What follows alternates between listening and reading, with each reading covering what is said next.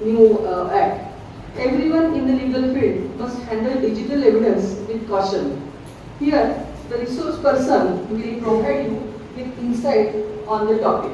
So with this brief introductory remarks, I would like to stop here, and because you are eager to listen to the experts, so I will stop here. Thank you.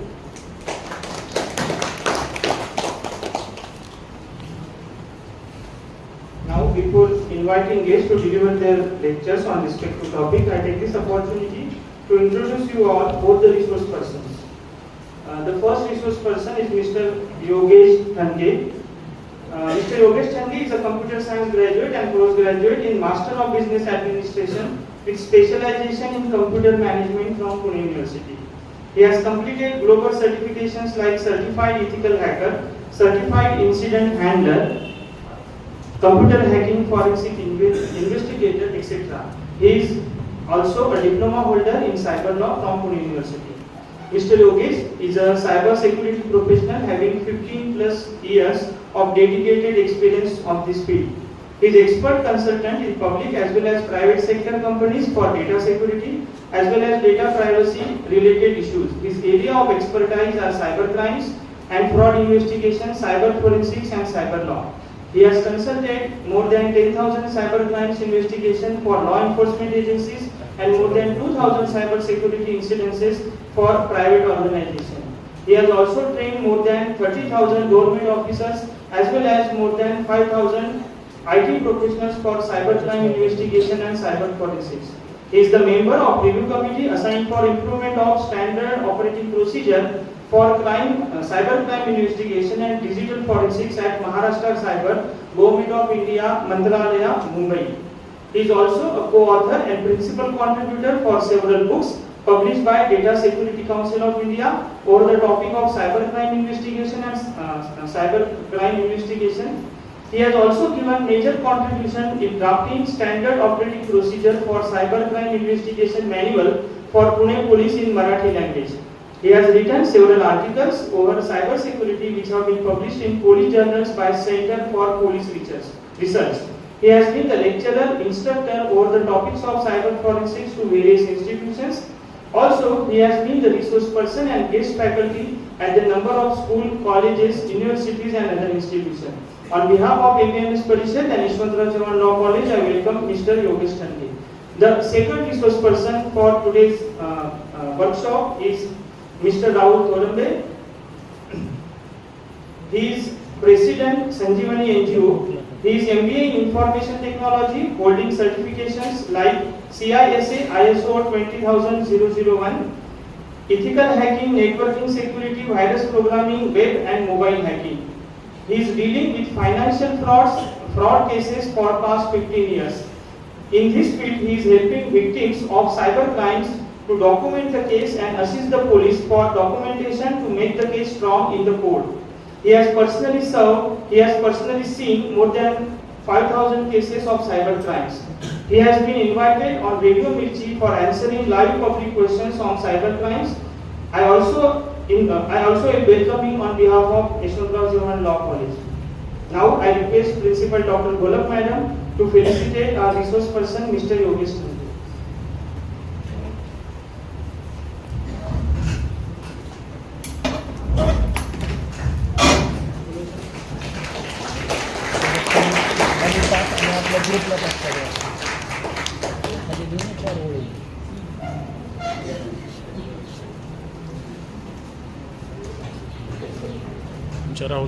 I request Principal Madam to felicitate our next resource person, Mr. Rahul Thorambe.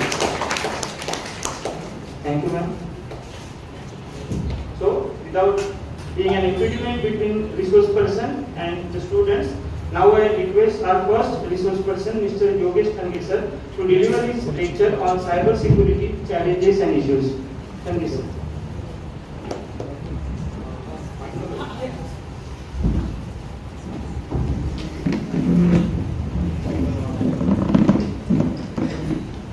So, good morning.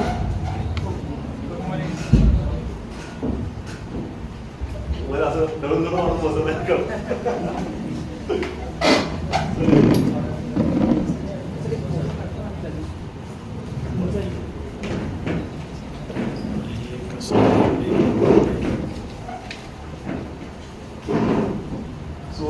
cybersecurity is the talk of the town. I don't need to tell you why it is needed, how important it is, and all these things. I think that is related to our basic necessities, food, shelter, clothes, and internet. And something which is related to internet will be always there trending, and one of that is cybersecurity. Though, sir, I because I want to start my presentation. Can you help me, sir? Sir, sir. Photo घ्या. Just help me out with this. आणि change करायला मला स्ट्रच करायला लागेल. हो sir, मी आहे. नाही, तुम्ही नका थांबू. I'll do it. All right. So, like I started my career into cybersecurity when I was doing my computer science graduation. And the only thing which I used to ask myself by that time, am I going to be another software engineer, unlike my classmates? And then, every time I was thinking that, I have to do something different because I was never settled being a part of crowd. And that thought of doing something different than software engineering actually brought me into the cybersecurity way back in 2005, when internet itself was not so normal. I have been thinking about doing career in cybersecurity. Back then and today, there is a tremendous changes in terms of use of computer equipments, internet, and all these things, and actually definitely by day it is growing like anything. So, being a resource person for law enforcement agency for quite a good amount of time, I have been coming across lots of new type of cyber attacks which are happening. And to be honest, this session is not about cyber attacks only and how they are happening. Definitely they will help you to understand what you should do. But in most of the time, I think one question that we need to ask ourselves, that what are we doing consciously to build cyber resilience? Are we doing something, or we are just sitting for something to happen?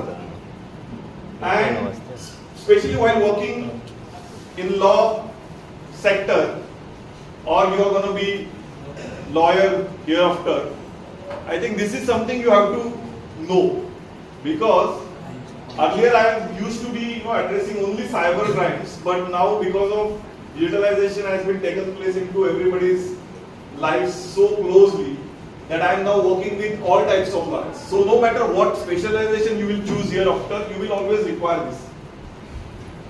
So both things, like me and Rahul both will be sensitizing you on various topic of that. Please have your questions asked today itself, because this is really critical for your career as well. So going forward, so how sir, where is हे पुढे न्यायचं असेल तर नक्की पुढे touch करायचं.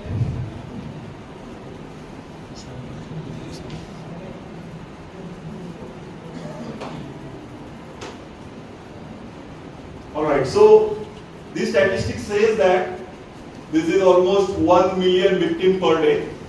But if you ask me, I feel this is, under-quoted statistics. It should be minimum, like at least 10 times of it, victims per day globally for cyber attack. And when I'm saying victims, that doesn't mean that I got a call and realized that is a fraudster. That is not a being victim. Being victim means actually there is something happening about you.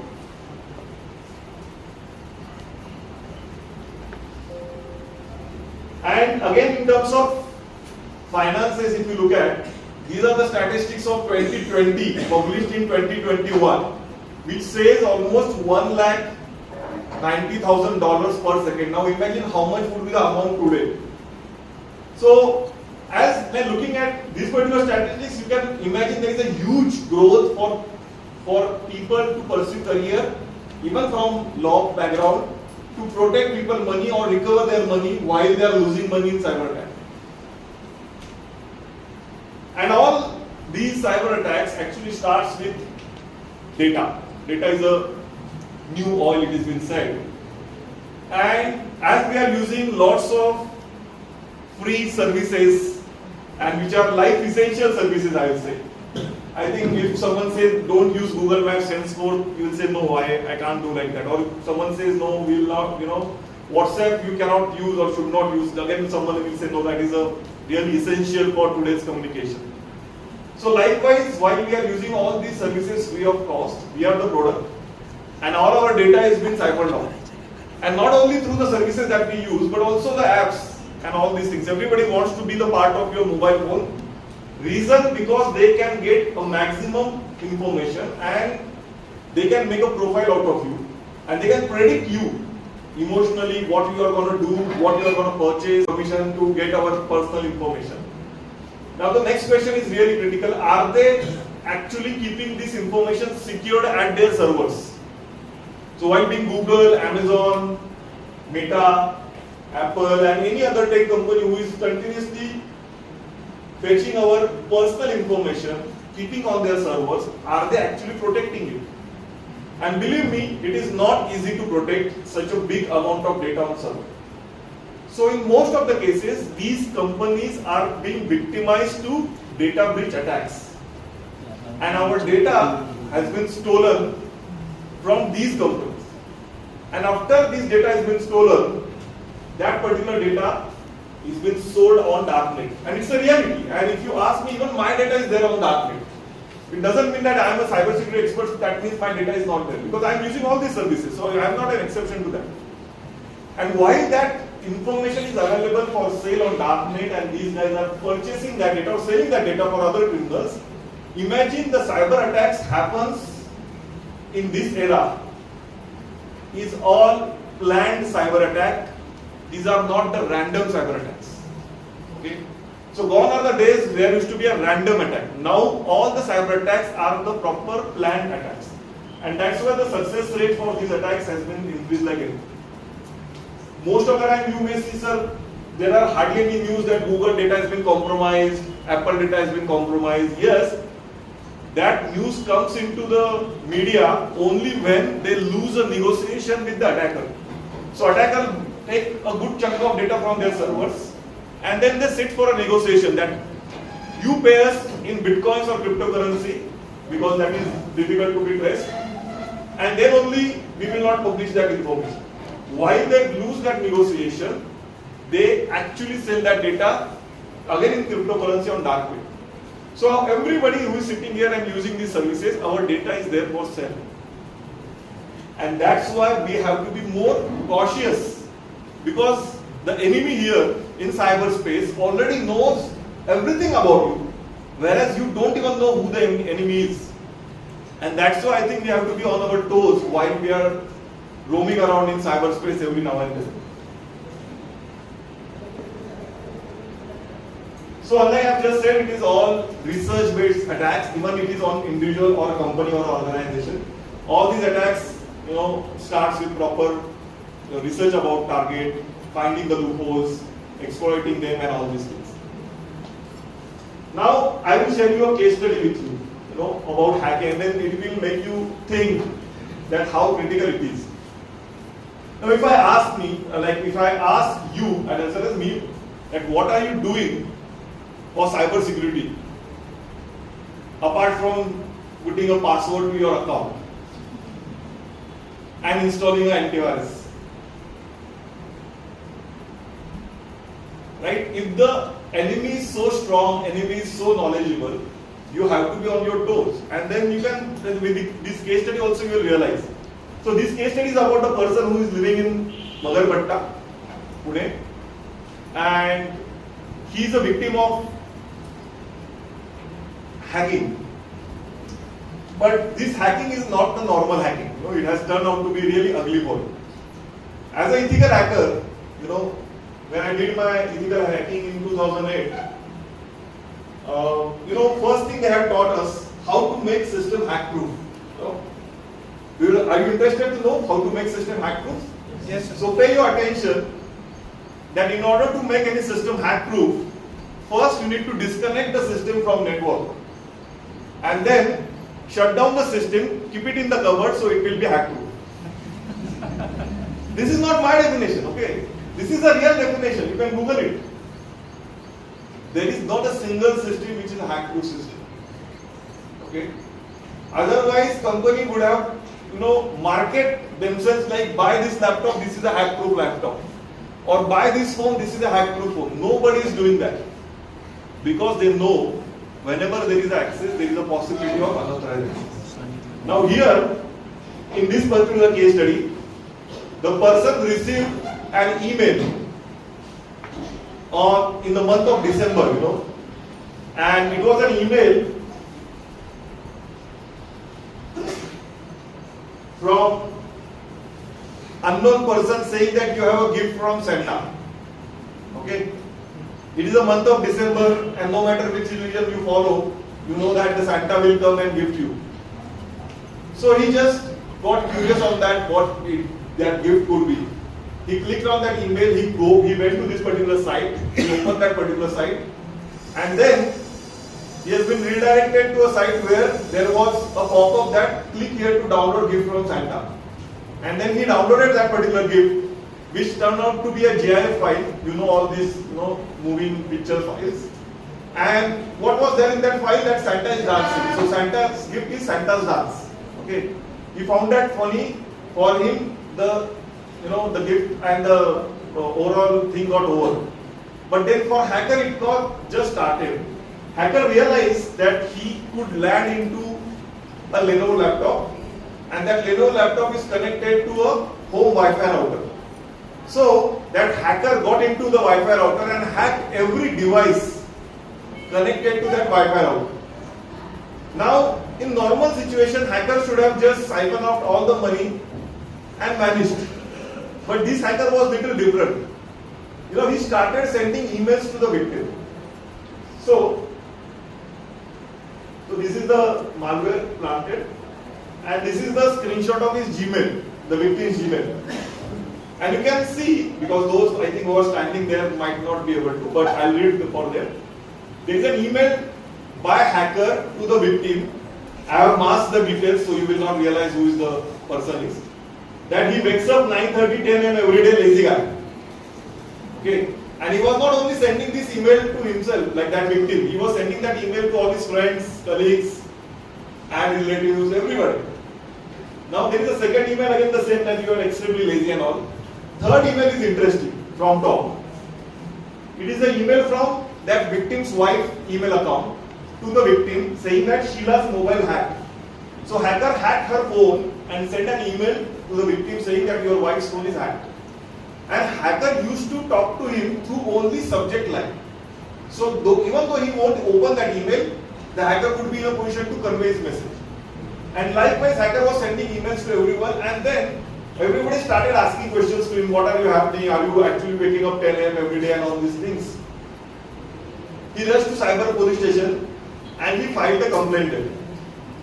I got a call from police officer at posted at cyber police station. He happened to be my student. He said, sir, we have a different case of hacking. I want you to look into this, and I also want you to talk to the victim, because victim feels that these hackers are very techie guys and police are non-techie guys, and how can they help him out?